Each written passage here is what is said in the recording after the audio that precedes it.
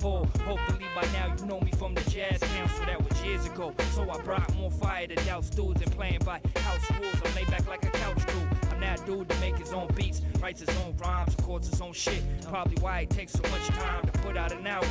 Man, I'm always behind schedule. Ain't that I ain't hungry, I just always got my plate full. Try to digest all the topics that I'm spitting. You need to sit back and actually take the time to listen. We living in a new age where mind states are feeble. Kids' attention spans are shorter than Danny DeVito. My beats though, be banging, be about my business. Bass stays knocking like a Jehovah Witness. Leave them scattering when chattering. The gang of rhyme patterns, I ain't worth challenging. You all need some aspirin. Aspiring to be me, no empires to feed. Just a chosen few that's flowing through. Firing up the weed, Jesus, crazy what the world coming to. I'm here to live it, make music. We all is just hanging on a gimmick, huh? Wait a minute, man. Don't get me confused with none of these newbie-ass rappers, man. I know the game be feeling fucked up, but I've been making beats since 95, regardless if I had the right promotion or not. Word up. Hey, yo, I ain't always humble. I ain't always intense. I've had my good and bad days like anyone else, more or less. Probably a lot more than less, sort of more of it in a sense. Feel blessed, so I just move forward through the stress. But don't smoke stress. Smoke the bombest weed you ever seen. Cannabis club category, certified Cali green. Type of bomb that I keep up in my sack. They give a lot of cats anxiety attacks. There's no denying the facts. But enough about the weed, though. I keep it on a need-to-know basis. It's time for me to cut to the chase quick. So download the free LP. Spread it to your friends and family.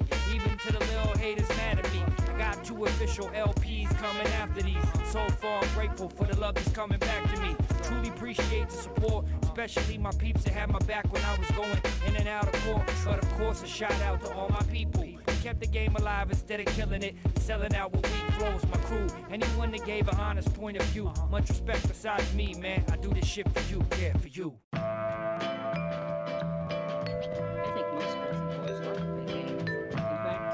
Like to play games also. In this game, it's very important to listen to all the instructions. We're going to combine your things in this game. Ha. So suspect. Now as my rhyme surpasses, see visions are overpasses. Some choose to overlook it. They should be looking past it. We hope for classics. We over you whack bastards. Soul suspects, man, we fall from the average. People try to act like they shit don't stink. They'll be up shit's creek, plus their ship's gonna sink. Now they knee deep in bullshit with nothing to think. On the brink of dealing with the most unpleasant of things. Time switch up, find ways to humble your strut. Just when you was thinking you was the next runner up. Shit out of luck, yo, it's just the way it goes. I ain't gotta stress the rest, all you already know. From a distance, street lights start to filter in. Home from a round trip, had to visit new lands. Back in the building again, back from building with fans. Spaced out, sleep deprived, staring at the ceiling fan. Like, so many things that they said to us, we was kids, but it was all bullshit. Yeah, open up your eyes. They would try to tell us one thing, then say the next thing. So I say, never listen to the lies. Man, everyone's a critic. Just spit it how you live, it's how it's meant to be intended. So open up your eyes. It's all part of the game, ain't nothing but a dang dog. So I say, learn to read between. Yo, you going at it all wrong, so open your eyes. Yo, them cats be living life like they got 9 lives, so don't try. I hit very hard for my size, 6'2", a little over 185, so get it right. They tough talk is filled with fallacies. Believe none of what you hear and only half of what you see. So please, they can go and try to play the road as positive, but either way they talk with it, we know when they prerogative. Even if they pop. What is going on, folks? Hello, hello, hello. Microphone is on. Got some people already here. Happy Monday, everybody. Hope everyone is doing well. Hope everyone had a good weekend. Took a break from work, did something fun. I think we're gonna have an interesting day today. I need a beer. You can probably hear the fans in the background. My computer's rendering out this time lapse as we speak because I'm all about deadlines and we kind of pushed this one. But it's rendering out. It's just about done, so those should quiet down momentarily. Vlad, what's going on? Luca, good to have you guys back. Thank you for being here. So, for today, we have a bunch of things to look at. So I did a little bit more painting on that last one, and then I decided to do some color thumbnails, and I very quickly realized how uncomfortable I was sketching in color, which I think is interesting. So while this is rendering, I officially did save the time lapse of me doing a little extra painting on our farmhouse, but I kind of quickly got to a point where like I felt like I didn't know what I was doing and that I didn't know what to do to make it better. And so I kind of stopped on that one. So let's take a look at what that is right now. Okay, move this guy out the way. We don't need to be able to see that. And boop. You guys should see what is, I'm calling this one done. Calling this one done. Let's put on some tunes somewhere in the background. My favorite, my man, Sinuous, keeping us company. I'm going to turn it down in my headphones a little bit so that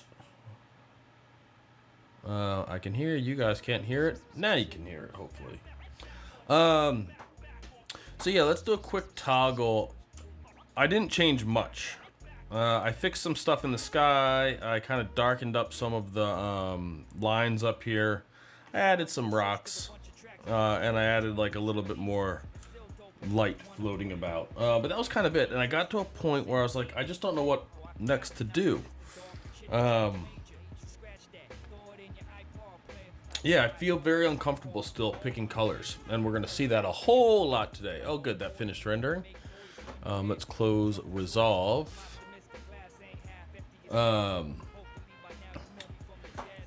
So yeah, so I kind of got to a point, I'm like, I don't know if pushing this further is the best thing for practice. I think actually, because I was kind of looking at it, I'm like, how do I lay down color in a way that doesn't completely like ruin what I've done so far. I definitely got to that point. I don't know if any of you guys like ever draw with pen and ink or with paint, but I only like really like kind of like sketch and doodle that way. But I can remember back like in high school and college when I used to do those things a lot.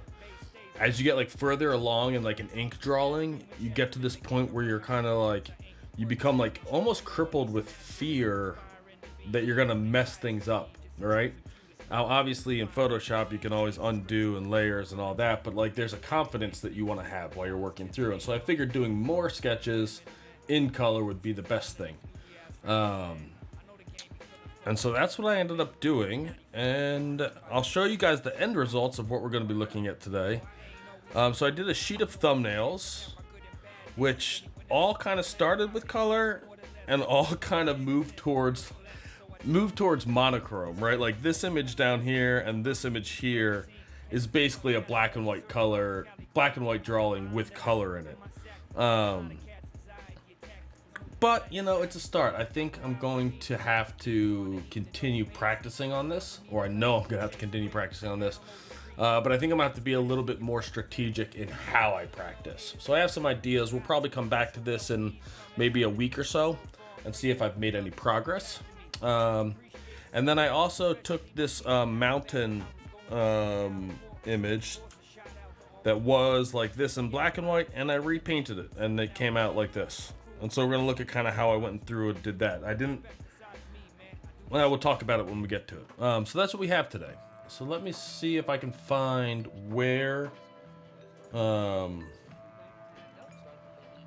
actually saved that time lapse to. I'm not nearly as organized as I should be at this point, but this looks like the thing. Yeah, okay, so now we just need to go back and find, pause that. And let's go back to OBS. Move you out of the way. Clark, what's going on, my man? Jafar, good to see you, buddy. Thank you guys for coming and hanging out. Let's get on with the time lapse, and I'm actually quite curious to watch this. Like I mentioned a couple of days ago, I do find like watching myself work in time lapse mode is a good way to kind of evaluate what I've done well and what I've done poorly. We got Patrick in the house. What's going on, buddy? I hope you and Tanya are doing well. Before we get started with the time lapse, a couple announcements. Tomorrow on the channel, we're gonna have Jason Bergeron, one of the founders and organizers of D2, and we're gonna be talking about some stuff. I'm not sure that we know yet, but I think it'll be a good conversation. He was one of the judges yesterday with me and Fabio on Fabio's channel for his challenge, which he started a new one. Definitely check that out. And then on Thursday, Alt Shift, which is Patrick and Tanya. Patrick and I are going to have a conversation about all manner of things that I think is going to be really interesting. And so that's going to be Thursday. So I'm looking forward to it. Patrick, glad to have you here, buddy. Okay, that's what I got for you there. Let's go and find this one. I think that's it. Okay.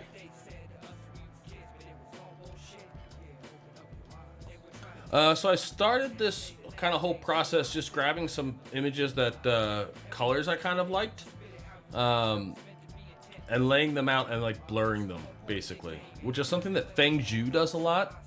Love you too, buddy. You're the man. I'm very much looking forward to our conversation, Patrick. If you guys don't know Feng Zhu, he runs a concept art school. I'm not sure exactly where, somewhere in Southeast Asia. But he starts a lot of his by just laying down color from an old rendering, a photograph, or whatever else. And so I figured I'd do the same to do a little bit of the color work for me. Which, you know, I already know some of the places that I went completely wrong on these with. But it gave me at least some colors to pick from. And then I do 4 more where I actually just like pick colors from a color sampler. And it's funny, I think of my work as relatively strong from a color perspective, at least professionally.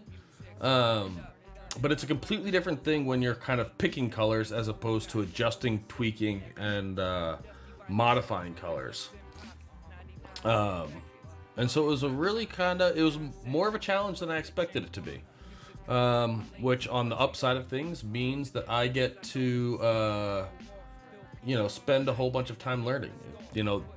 When you have something that's like really, really challenging to you, at least, it means that there is a lot of space for growth. So I'm actually pretty excited about this. And I think that my daily practice, probably for the next week, is going to be related to painting and color. I don't think they're all going to be thumbnails. I think some of them will be photo or painting studies. But yeah, we'll touch back on this probably in a week and see if I've made any progress in that week. Hopefully I will. Massimiliano, good to see you. And, thank you. You're too kind, man. You're too kind. I'm glad to have you here. Cheers, everybody. So yeah, from a color perspective, I think I was kind of happiest with this first one. I think everything kind of gets pushed towards like a monochrome or complementary kind of palette. There's a couple that are coming up that go to more complementary. This one's obviously more of a I'm blanking on the name of the analogous harmony, where the colors are kind of like right next to themselves in the color on a color wheel. But I do find that things kind of get muddy really quickly, and I think part of that is a lack of confidence on my half of like putting down strong brush strokes. Everything's just a little bit too soft and sketchy, like literally sketchy as I put the lines down. And so things like kind of blend together, where it'd be nice if they were like swatches of opaque color. So something to work with. I don't know why Photoshop's been resetting my keyboard shortcuts recently.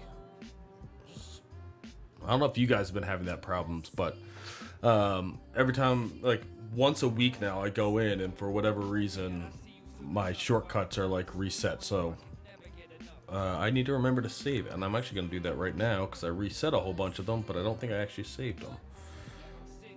Save presets. Where is that? Save all changes. There we go. My daughter's been really into this penguin documentary on whatchamacallit, Disney Plus recently. And I can only take so much of like the children's shows. So we have 2 penguins featured in these thumbnails. This first one, I was kind of hoping to go for like kind of like a moonlit Arctic scene. I don't love the final result, but I do think it kind of captures that. Yeah, I feel like it feels moonlit, but I also feel like it feels a little bit yucky moonlit, not happy moonlit. Such is life. Glaciers are a tough one. You see me pick blues all over the place in this. And I wasn't looking at photographic reference, at least not until I had to try and paint a penguin. But it's definitely a strange thing. Like, obviously picking from a canvas is the kind of standard way to go. And then whenever you want to apply a new color, I definitely find myself thinking, okay, it should be darker, but should it be more saturated, less saturated, warmer, cooler? Like, I can feel my brain trying to figure out the right answers and definitely not knowing them. Which, yeah, that's always... I didn't think it would be as challenging as it was. But that's okay. I feel like we've established a baseline of my ability to paint in color. It's not a high baseline, so the bar to improve is a low one. This penguin came out a little bit creepy, especially in this final version. It kind of looks like a man in a penguin suit. But what can you do? And here I'm painting the shadows the wrong way. But the next penguin, I think, came out a little bit better. But yeah, I tried a few different brushes. That's another thing that I'm not a big fan of, like, just trying every brush under the sun. I think I just need to get better at using the ones that I have. Which, you know, some of them I've made, some of them I've downloaded. The next two drawings I do with just an opaque triangle that, you know, that has a what's it called, size set to pen pressure, and I quite like this kind of the style that kind of comes from that. I think it's kind of fun. It's not particularly painterly of a brush, or not painterly at all of a brush, but it's fun. Clark, yeah, and I'm about to paint another penguin. So kind of like the same idea, in a slightly different palette and a slightly different time of day. Yeah, why not? Why not do some penguins? They've been on my mind because of my daughter. So yeah, some fun penguins. Seems good enough. They're easier to draw than people. It's basically an oval with a triangle at the top.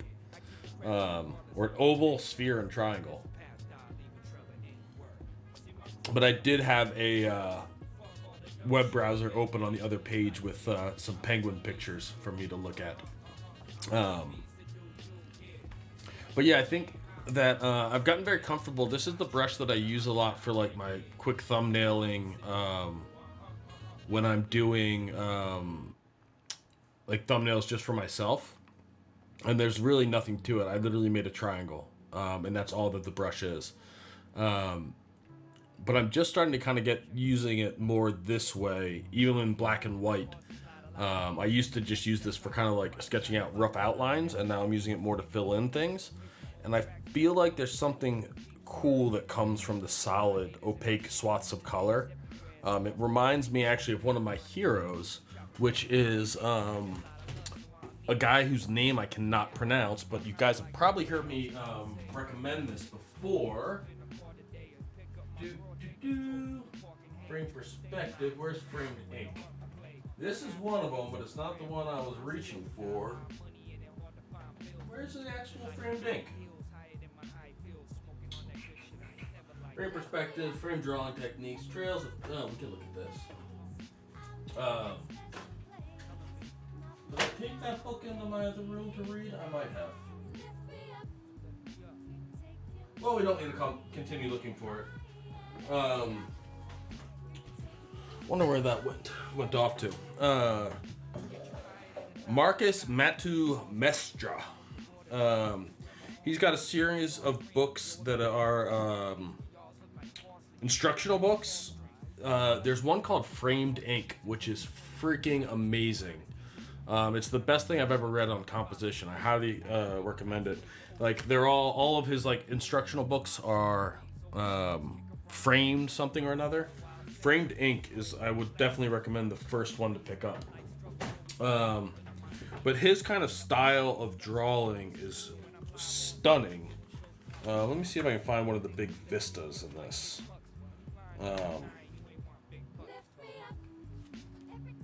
He has... He doesn't work in like a painterly style, but it comes out painterly. If that, like, you can kind of see, hopefully, let me make sure you can actually see what we're looking at here. I don't know if you can see that in the little thumbnail. But his work, has like a lot of solid tones, not a lot of gradients. Oh, that's pretty. And it comes out just absolutely stunningly cool. Oops. It's weird, this camera's not mirrored, and so trying to move things is like counterproductive to the brain. So yeah, I like working with that pen, even though I don't feel like I have a full control over it just yet. Massimiliano, oh, thank you. Yes, I do try and not undo things and try to paint over things to fix them as much as possible. I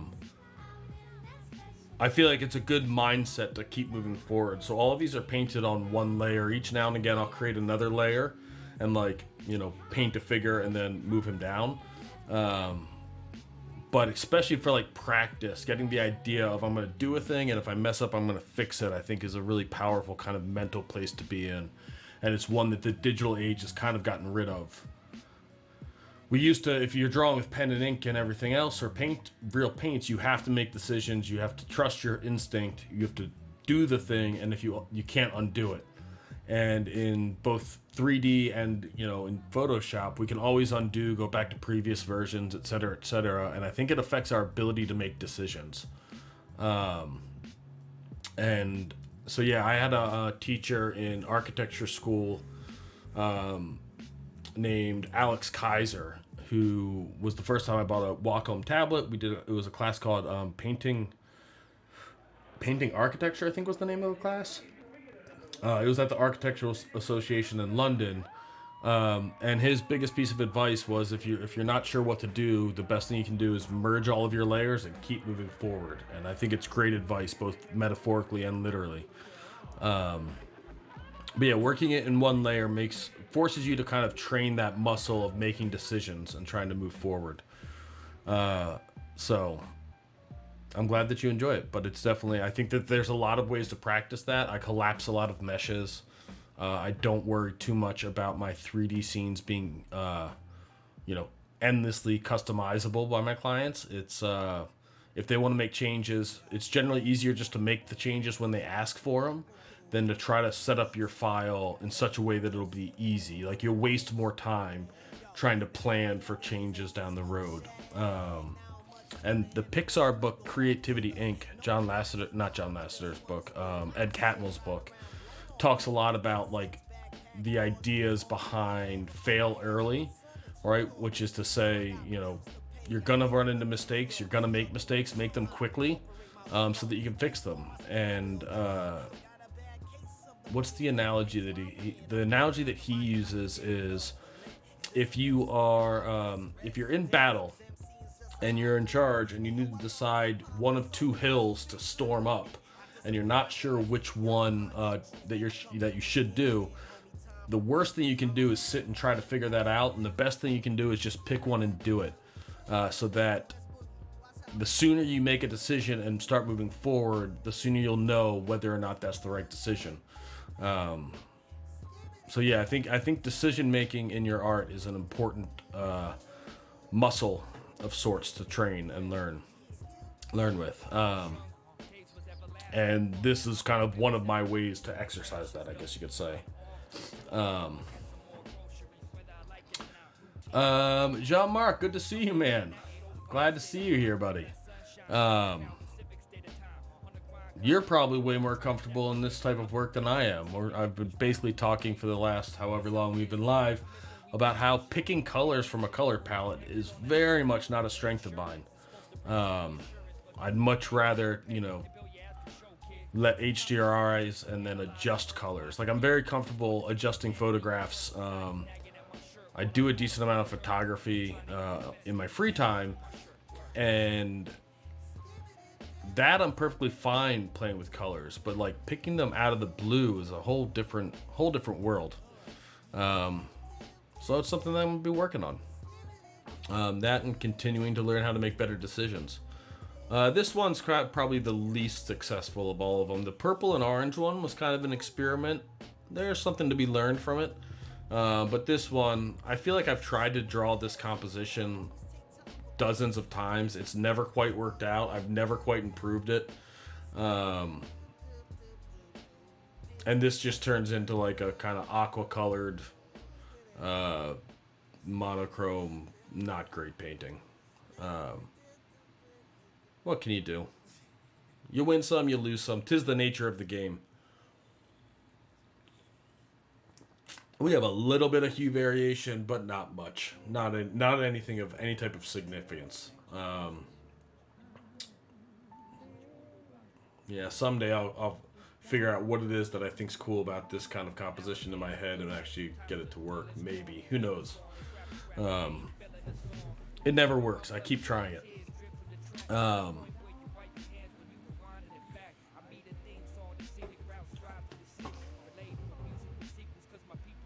What's this comment?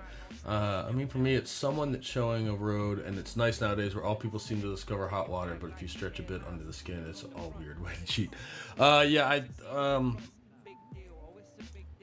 trying not to hide. I'm definitely not trying to present myself as like someone who has all the answers, and so I hope that it doesn't sound that way.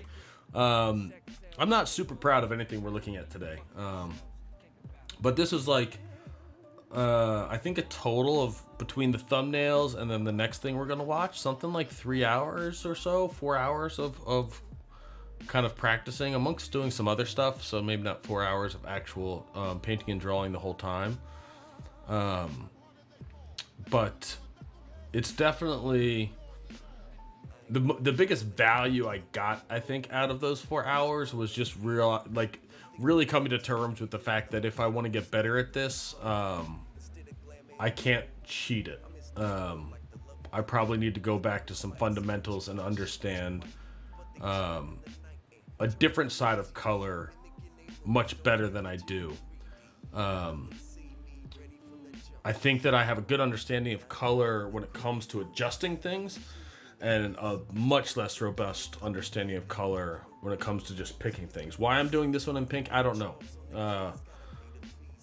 I kind of felt like maybe this one's not monochrome, though it kind of reads as somewhat monochrome. But yeah, I felt like, okay, let's get somewhere way out of my comfort zone and see how that happens. I actually kind of like how this one came out. I'm not trying to like learn how to paint photorealistic colors, I guess. But I want them to be non-photorealistic but feel photorealistic in the way that like a lot of like the great painters of history, their colors aren't actually indicative of what you would see, but when you look at them, they feel right. And so maybe one of these days we'll look at some of the people. Maybe that's an idea for Wednesday. I don't have anything planned for Wednesday. I was kind of thinking that doing some of my favorite art books was an idea, but maybe I'll change that to maybe we'll look at some of my biggest like inspirations, and maybe I'll learn a thing or two about their use of color now that I'm kind of thinking about it in a more critical way than I have in the past. That might be Wednesday. I think that would be fun. Clark, thank you, man, and I'm glad to hear that. If at any point it seems like I'm lying to you guys or presenting myself disingenuously, please let me know. It's very much my intention to avoid that. So yeah, I think that's going to be Wednesday, and I'll prepare some stuff beforehand so I'm not just holding books up to a screen.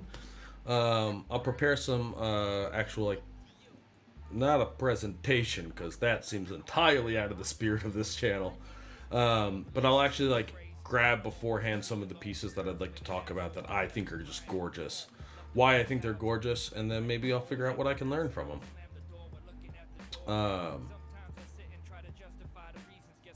Yeah, I think that'll be fun. And it'll also answer one of my favorite like art books, because I'm sure everything that I'll pull up on screen will be something that I have on the shelf over there. Because yeah, you can't have too much inspiration. Excuse me. Whoa, this beer's got a little bubble to it. You can't have too much inspiration whatsoever, in my estimation. One thing that I was happy about, with this one, I draw a dude sitting onto these steps after I fix the steps, and it's not well done or anything like that. I have been practicing my people in my free time. A bunch of my morning practice has been trying to draw people. And I was actually able to draw him so that, at least to my eye, he kind of sort of felt like he was actually sitting on the step without like redrawing him 12 times. So that was a little kind of, I felt like, okay, progress is being made on that side. Yeah, just trying to figure out the perspective that I put into this, kind of, sort of. Obviously these are super duper loose, but getting them to kind of feel right is harder than I feel like it should be sometimes, but such is life. I do definitely have a tendency to paint, like, when I'm just painting freely, like big cityscapes, and I'd like to start getting into being comfortable with like tighter spaces. So maybe it's time I study this book a little bit more than I have. I've basically just like looked through this for the drawings and not really read through how he constructs perspective.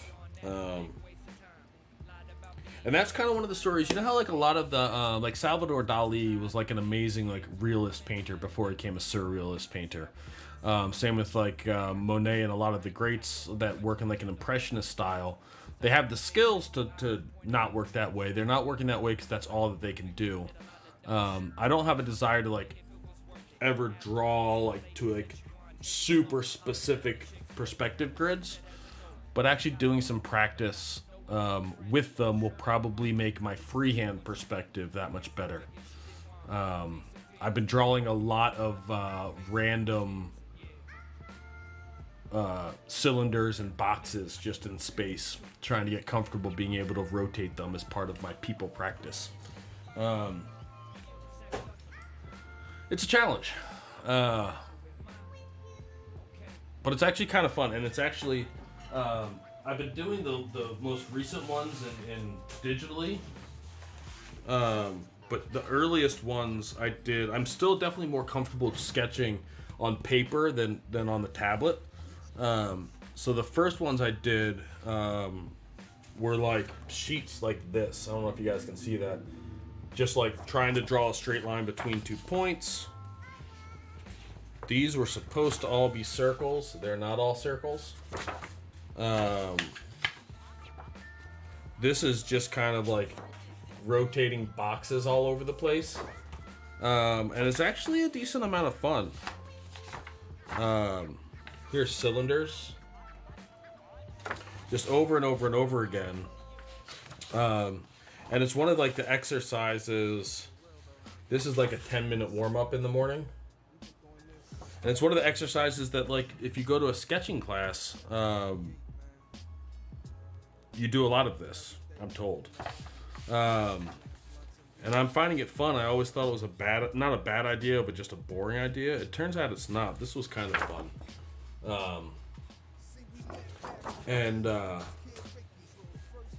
It just kind of resounds or echoes the point that like you can't really skip the fundamentals, and like everyone says that all of the time, and then I like started doing this and I'm like, oh, look what I figured out, as though like somehow that was me, and obviously it wasn't. It was just me not listening to good advice and taking a long time to figure it out on my own, which is just nonsense. So yeah, don't forget your fundamentals. So now we moved over to the mountain painting. I started trying to start by color this image because I think this is kind of fun, and I doodled on this for a while when I made it. And then I decided that was a bad idea. The idea is not to learn how to color a black and white image. The idea is to learn how to paint in color. So I just quickly drew out all of the outlines. I undid the hue saturation that I was starting to play with. Redrew all the outlines so I wouldn't have to worry about getting things in the right spot. And then just kind of started the same way, laid down like a brief color and started painting directly, just using those lines as guides, which I think was the smart thing to do. Marco Bucci talks a lot about why you should start by painting with color. And he's another YouTuber slash, I guess you'd call him an illustrator more than anything else. I think most of the work that he does is illustration. I don't think it's concept stuff. But he's got a very unique style. It's not really a style that I want to emulate, but it's definitely, his thinking is amazing. And his videos, he puts in like a lot of thought into like explaining kind of his thought process. And so I definitely would recommend checking it out. But yeah, he's against painting in grayscale and then coloring it, which is the way a lot of people work, and it works for them. But I think I'd rather start with color. And so that was kind of the missteps, learning a little bit, and then going here. And this one is kind of interesting. I kind of like the palette that we can see right now on the screen, and that kind of gets lost at some point in the painting process. And then it kind of changes again at the end. Which, I mean, honestly, I'm looking at it on my other screen and like, not crazy about how it turned out. Such is how it goes. Daniel, what's going on? Welcome. Oleg, yes, 1 p.m. or as close as I can manage to it. But the beginning of it, you know, it's gonna live up there, so you can definitely check it out afterwards. I'm not sure if it shows up right away or if it takes a while for YouTube to process it. I don't know. But yeah, this was a fun little challenge. There are a couple of things that I liked, like even now looking at the screen, if you blur your eyes, I kind of feel like the mountains, even though they're very rough and you can't really zoom in on them, like even with these couple of brush strokes, I liked the way that they felt. So that was encouraging. But yeah, I lose this kind of softness to this color palette because I think that there's just like a tendency for me to go towards monochromatic, which is definitely like from a drawing standpoint where I'm very comfortable. This in black and white I'm very comfortable doing. And so I think I kind of keep retreating back that direction, and so I need to learn how to fight that.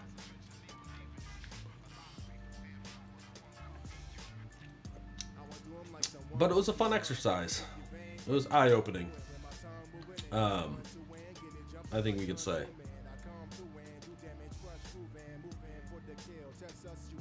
And it comes out significantly different than the base that we started on, which I like.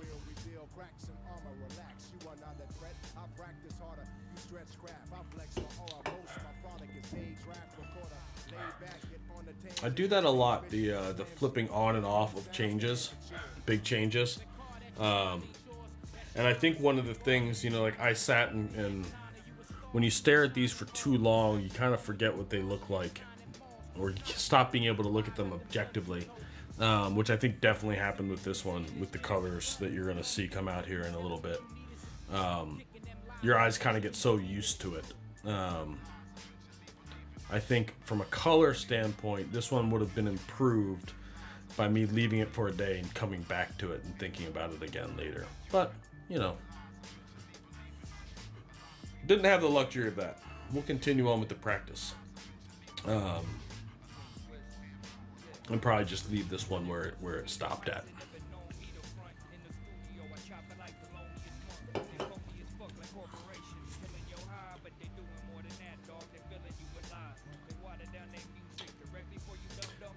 Yeah, I mean, I think I kind of lost the color when I painted in the clouds, which is probably where the color should have really started to come in.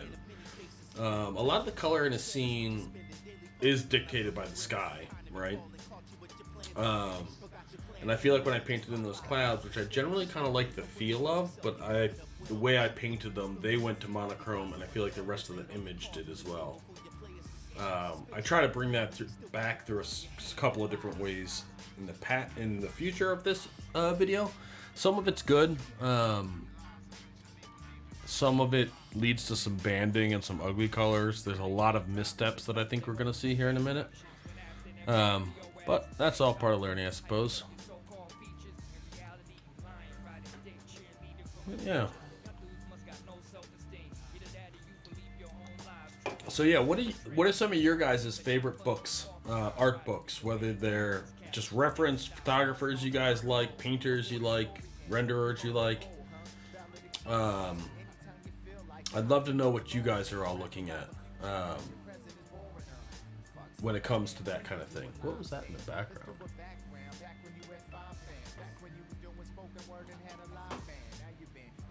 Something on? Something else playing music? That's not that, not that. I just heard like a yawn in my left ear. I'm not sure where it came from. Oh well. Very strange. Very strange.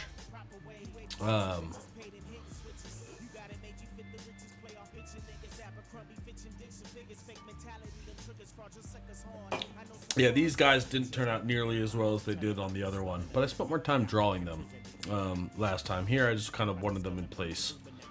I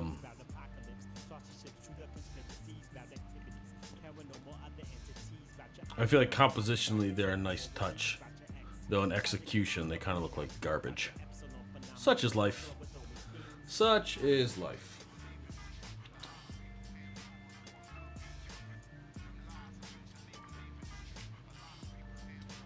The Manual of Sections by Paul Lewis. Is that Lewis from Lewis Suramaki Lewis? I don't know if I'm Manual. I'm Googling it right now. Manual of Sections. It is LTL. I haven't thought about them forever. When I was in architecture school, which was like 2009 to 2011, we all like studied their sections and like their big heavy colors and their poche. All of our boards look like that. It's funny. So these are all black and white though. It looks like.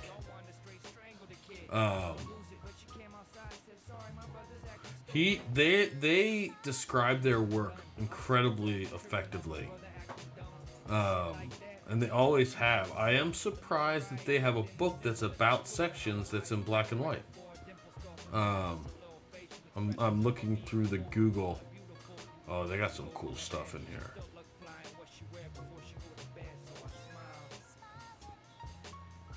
I wonder if they're still doing the colored sections. It's like their iconic look, right? Like those yellow and orange pochade sections.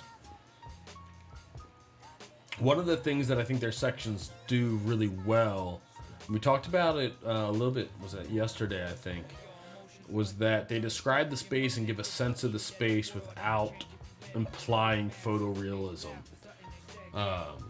You have to kind of make that step as a viewer to imagine the architecture and the spaces in it.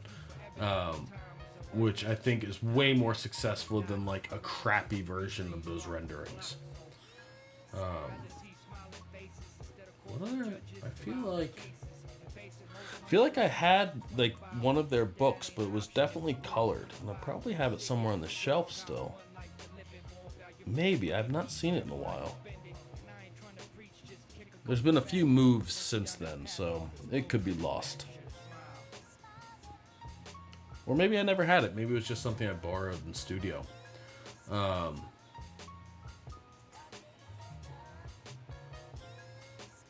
yeah, interesting. I haven't thought about them in a very, very long time. Let's see.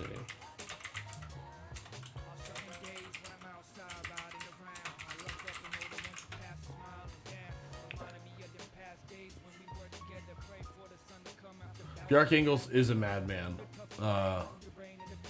And yeah, I don't love all of his work, but I love his ethos and I love his kind of like personality. That's a man that like loves his work and it comes through when he sells his work. And I think that was probably a big part of his success. He, one of the things that I talk about frequently when I talk about like business and client management is that, you know, as people that are creating, you know, creative work for commission, part of our job is to sell what our vision is, right? Like, if I create something beautiful and I can't get my client, if my client doesn't agree with it, or if I don't sell it effectively, that's on me.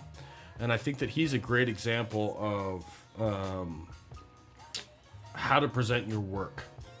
I sit on architectural reviews every year for one of my buddies who teaches studio at RPI.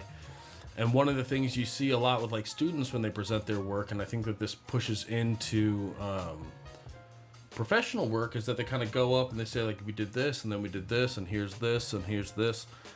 And if you're not excited about your work, why am I supposed to be excited as your work? If I'm paying you to do great work and you're not even excited about it, what am I paying for? And in my time, that started to resonate, even though I didn't learn this as well as I probably should have until later in life. But I remember my favorite project that I did in architecture school, I'd spent like 3 or 4 nights awake getting everything together beforehand. And when I present, and I loved how the images came out at the time, and I kind of went up there and presented it and assumed that the images would do the talking, and just kind of was like, here it is. And I got ripped to shreds, and just justifiably so. They're basically like, you just fucked yourself by that presentation. And in retrospect, yes, I did. And the best, or at least one of the best reviews I ever had in architecture school was for the project that I was least proud of. But I went into that presentation knowing in my head that they're like, you can either sell this or not. And so I went up there and I sold the shit out of this, and at least pretended for that 20 minutes or whatever that I loved this project and that I was into it. And I had a great review, even though I hated the work. And so it's just a testament that like how you present your work to your clients or anybody else is an important way of how it's received. The two are very much not disconnected. And Bjarke Ingels I like his work, to be clear. I do like his work. But his ability to like evince his kind of enthusiasm and excitement about his own projects is something I think that everybody can learn. Architects, visualizers, anyone presenting creative work, basically, I think can learn something from him. And Oleg, you make a good point, is that not only is he excited and that excitement comes through, but like they put in a lot of time, like a lot of like their diagrams, you know, like they obviously clean those up and make them very intelligible afterwards so you can understand what he's excited about. He does a lot. He clearly puts a lot of effort, like from him and his office, into how that work's going to be presented and how it's going to be explained. I want you to be excited about it and I want you to understand it. And I would imagine that, you know, in those initial pitches of the design, if you get people excited at that phase, the rest of the project goes so much smoother, right? If you can get them all kind of on the same page of what you're looking at, and get them excited about where it's going, they're not kind of second guessing every one of your decisions along the way. And I've definitely found that with my clients, developers and architects and the like, that if I can get them on board with what I want to do and how I'm going to do it and what it's going to look like at the end, I can get them excited that the very first time I show them images, the whole rest of the process goes so much smoother. Yeah. Super awesome. What else we got going on? Oleg, very true. And there are definitely some of his designs that I'm not crazy about, but I'm still like in support of his work, right? I like him, and I like his intention. I like the ethos, the kind of Simon Sinek idea of finding your why. I like I like his why. I like his idea of what design brings to the table and what they're trying to bring to the table. Be really hard. Oh, and we got a new recommendation from Jean-Marc. Matt Rhodes' ongoing Tellurion. Oh. That gets me super excited, Jean-Marc, because I don't know it. And I'm gonna do myself a Google here. So I don't really have anything to say about what I'm doing here in Photoshop. I'm trying to figure things out. Some things I like how they went, some things they don't. That's about all I can say. A week from now, I'll have more to say. But let's look up Matt Rhodes' Tellurion images. Ooh. I feel like I can see his influence on your work, Jean-Marc. That's super beautiful.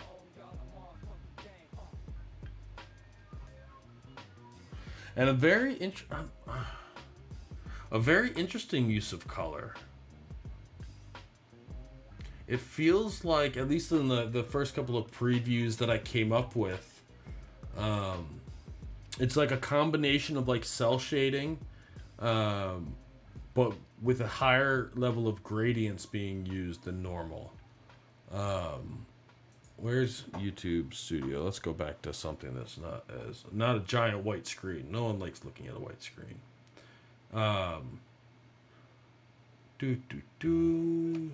Something Pro. There we go.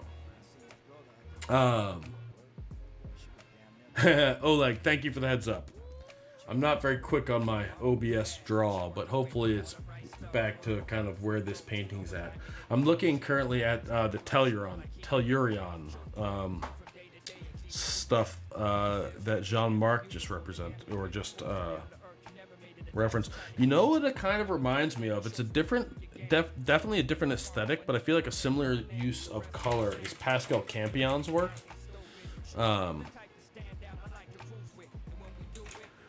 Who his style, I hate how Google Images works now.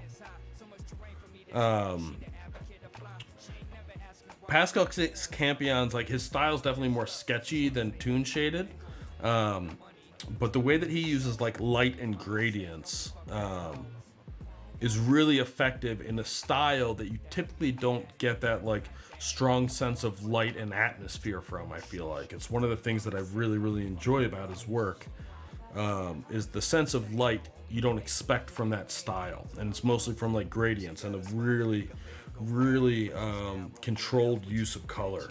The guy's got chops left and right, and he also does these daily. You guys should totally follow his Instagram, or he sends out an email, I think, every day as well. But he's amazing. Right, like that light feels like it's on. Super duper like it. That's a cool one. Yeah, really dig Pascal Campion.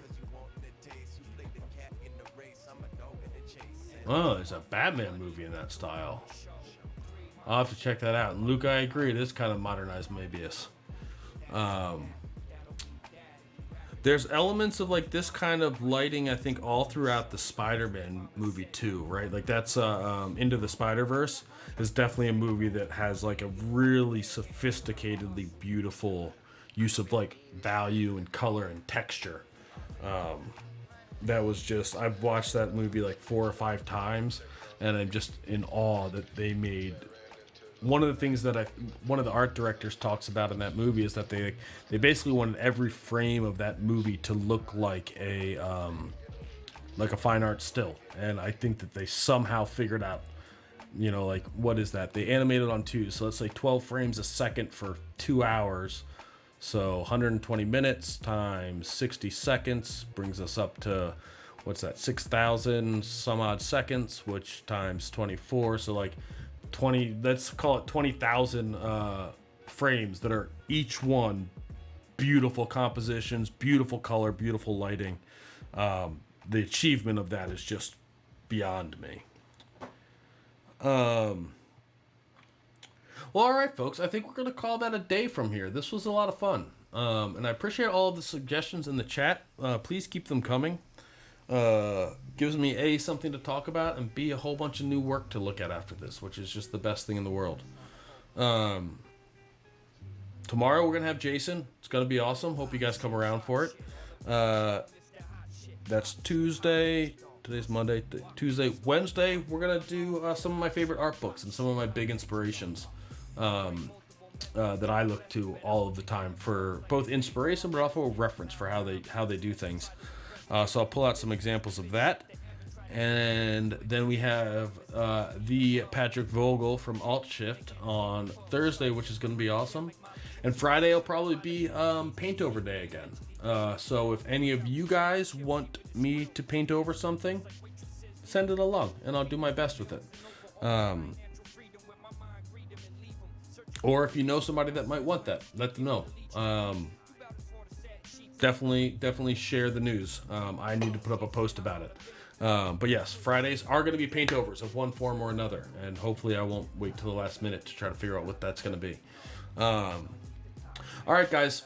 Have a wonderful rest of your Mondays. Stay safe. Be well. Wash your hands. Stay away from people. All that fun stuff. Thank you for hanging out. Hope you enjoyed it. And I'll see you guys tomorrow. Until then, hasta luego. And now we have the awkward where's the end stream button. And boop. Latest.